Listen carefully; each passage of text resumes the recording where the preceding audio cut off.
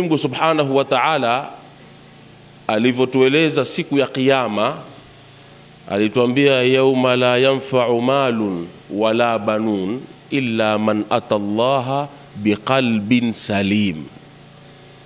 Siku ya Kiyama ni siku ambayo kwamba mali yako hayatokusaidia wala hayatokunufaisha kwa chochote. Si mali yako, si watoto wako.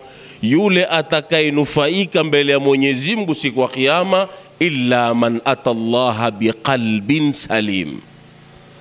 Wanazuoni wanatuambia hii biqalbin salim bitathhirihi min as-sifati al-madhmumati wal amradhi al-mash'umati allati tuhliku sahibaha.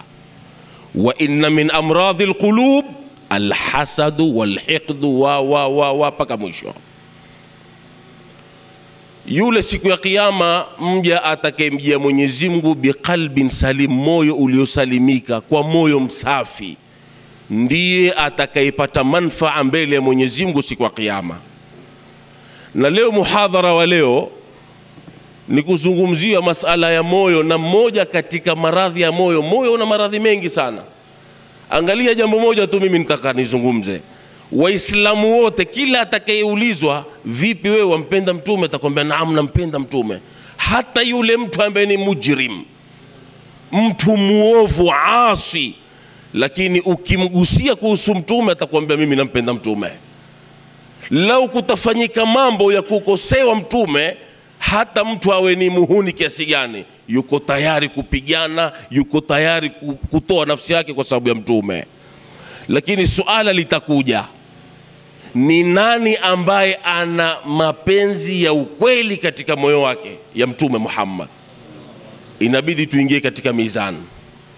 Tunapoingia katika mizani, moyo wa binadamu una kasoro nyingi. Kasoro ni nyingi sana, kwa sababu tukubaliana hakuna binadamu aliyekamilika. Kila mmoja ana mapungufu yake. Wala haina maana ukimwona mtu ana mapungufu fulani kwamba hampendi mtume. La, mwanadamu anaweza kuwa na kasoro, lakini mahaba ya mtume yapo katika moyo wake, kwa ushahidi wa hadithi katika sahihu al-Bukhari wa Muslim. Hadithi iliyopokewa na Sidna Umar ibn al-Khattab, asema yupo bwana mmoja ilikuwa akilewa na kunywa pombe, anakuja mbele ya mtume anaadhibiwa. Ni kazi yake, anakunywa pombe, akija mbele ya mtume anaadhibiwa kila siku.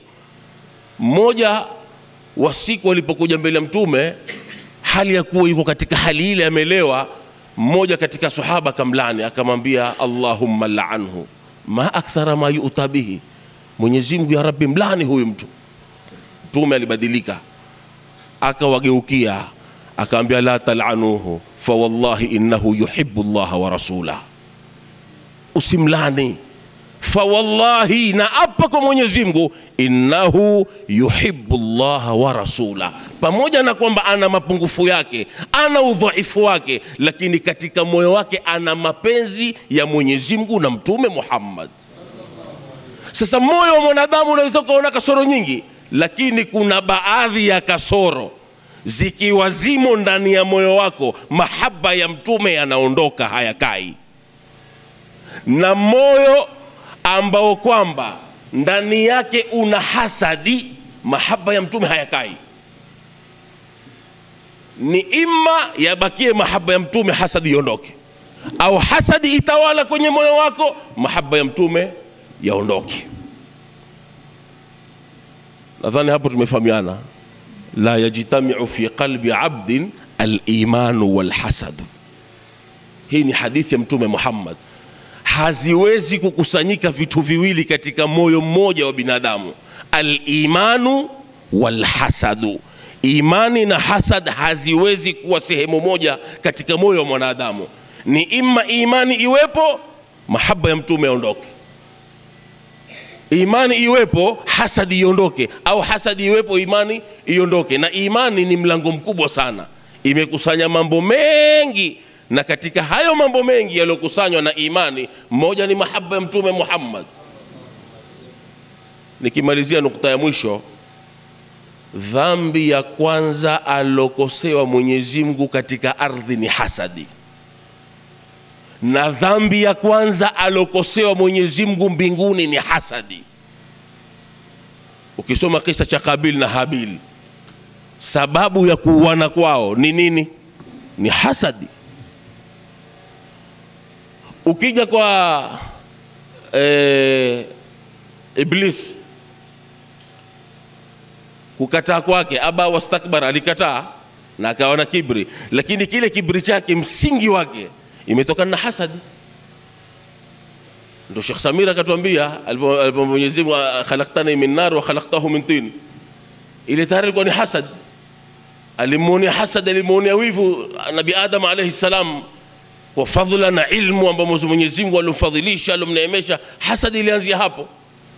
Kwa hivyo utakuta hasad ni kitu kibaya, ni katika maradhi mabaya ambayo kwamba hivi sasa yameenea katika jamii yetu. Kitu kikubwa ambacho kwamba kitasafisha moyo wako, hikidi ziondoke, hasadi ziondoke, ni kukithirisha kumswalia Mtume Muhammad. Swala ya Mtume ndio dawa ya kila kitu. Mimi nisizungumze mengi, tumechoka na safari, na pia sitaki nikithirishe sana. Si adabu kuzungumza mengi baada ya sahibul maqam hapa ameshazungumza na yamekamilika. Mimi tu nimeombwa nizungumze, basi nisizungumze mengi kiasi ya kuwa ile ladha ambayo tulioipata kutoka kwake ikawa ni mwenye kuiharibu. Ladha ibaki pale pale.